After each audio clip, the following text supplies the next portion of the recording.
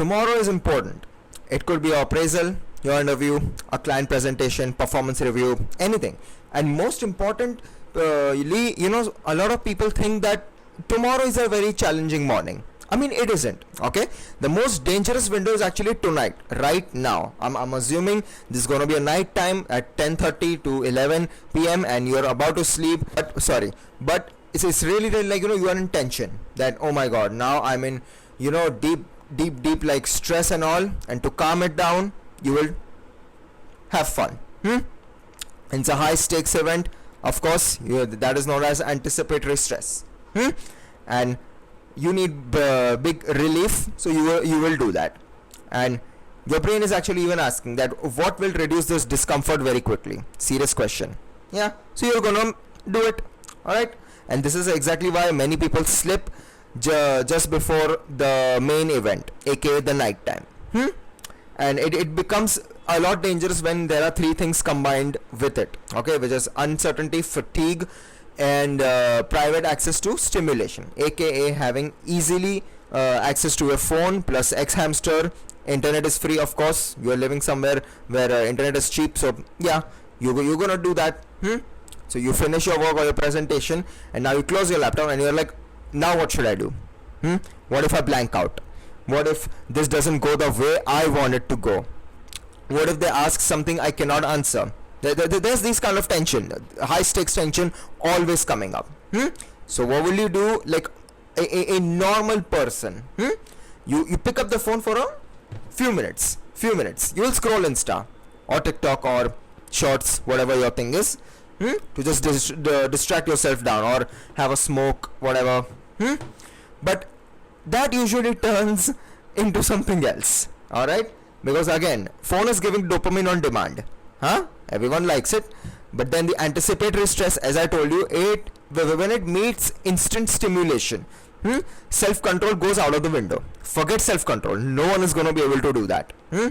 And then this is where many people make the worst assumption, wrong assumption. All right, that I have like a willpower problem, that if I'm scrolling on Insta and I see a nude woman, what I'm gonna do is I'll just quote it away. Easy to say, very easy to say, very easy to say, very easy to say. You know very well that, okay, now I saw a woman, now I'm triggered, now I have free internet and everything, I can just go in my bathroom and have some fun. Exactly, this will happen, right? And again, this is not an environment design problem. That this is like different, okay? That distinction matters. Again, because on nights like this, the goal is not to prove how disciplined you are.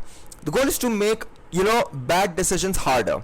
Yes, we're not going to make like very easy decision to, just avoid it. No, we're going to make it hard for you to be distracted and do those things. Yeah, this is what I call the 48-hour shield. So in the final 48 hours of the high stakes event, you should not be living casually. You should not be operating with reduced exposure to unnecessary risk. That's like key. And what does it look like? First, phone quarantine. All right, once your preparation is done for you, in the whole everything you have prepared, you're really done with everything, keep your phone in a place where you just cannot reach, not beside your pillow, or like because again, you will be like, just one alarm, just this, just that, and yeah, it never ends, and you won't be able to even sleep then. Put it across the room, ideally in another room. That'll be even better. If you're sleeping in a bedroom, keep that in your living room, hall, whatever it is. Log out of unnecessary apps, log out of Instagram. You can log back in again. No big deal. And use a blocker if needed. Use a minimalist theme app if it's possible. Why? Because when brain is stressed, it does not behave in a strategic manner like it should. Of course, like amygdala, cortisol, both of the things are spiking up. You want to do something, you want to escape, you want to run away from pain. It won't be able to. But we can at least do something to avoid it, something, right? So your job is to not negotiate with that stressed brain. Your job is to reduce what it can actually access, the dopamine. Yeah. What are the sources of dopamine it can easily access? But removing the phone is like part of the solution. All right, there's a second risk which most people ignore. That is the transition between preparation and then sleep. Yes, you close your laptop. Now you're like, okay, I'm about to go to sleep. No man on earth ever does that. Ever does that. When there's like a a huge thing tomorrow, that okay, I'm closed. Now I'll just go and sleep on my bed. It never happens this way. It never happens this way. At least not in 2026. All right. And this is critical, because the moment work ends and there's like an empty mental space, and the transition between the unstructured anxiety filled mind, it fills immediately. The mind fills with all that unstructuredness, and the anxiety filled mind with something, and that is why many people do perfectly well during the preparation, but then the last 20 minutes come in just before the main thing, aka the night. Done. Because you do not move directly from very high focused work to bed, like just like that, like you are in a flow state just few minutes ago, and now you're saying that okay, now I should sleep. It's not possible. The brain can't just go cold turkey like that. No, 10 to 15 minutes is enough over here. Okay, close your laptop, prepare tomorrow's clothes, documents, whatever it is, wash your face, drink some water, do some light stretching. If possible, take some brief walk in your room. I mean, if possible, you have like you live in a gated community or somewhere really nice. Well, you know what? Go somewhere for a little bit of walk. Like okay, I live in a gated community, so I'm lucky for that. If you're not, well, just walk in your own room as well. You can roam in circles, or you can just do a little bit of workout if you want, like normal home workout, stretching type of things. Dim the lights and reduce the input. That's it. This tells your nervous system something that it's night time, performance is over. Now recovery mode has started. We have to signal our nervous system that we are done, let's just sleep. Now let's just address the one main part which everyone avoids, that what if it has already happened, because that is another place where professionals lose control. I get it, and not in the first mistake, but in the reaction of that first mistake. Okay, and once that happens, the mind often goes, well, the night is already compromised, tomorrow is going to be affected anyway, so it doesn't matter now. Sunk cost fallacy, you kind of get it, huh?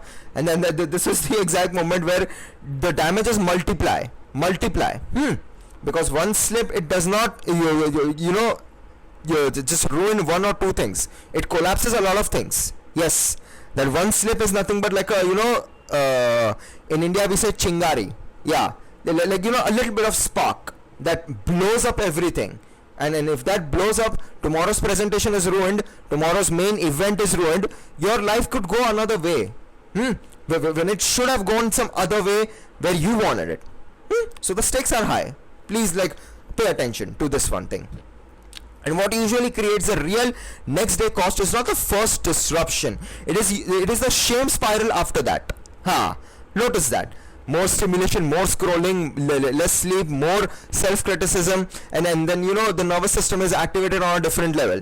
And yes, now you will say that Aryan, you did taught us the 72-hour protocol, right?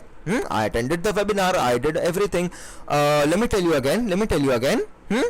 It is not some kind of a that whole 72-hour webinar thing, the stuff, the thought deletion protocol, just drink water, do all of that, will be like, okay, I can do that now, but why you want to self-sabotage?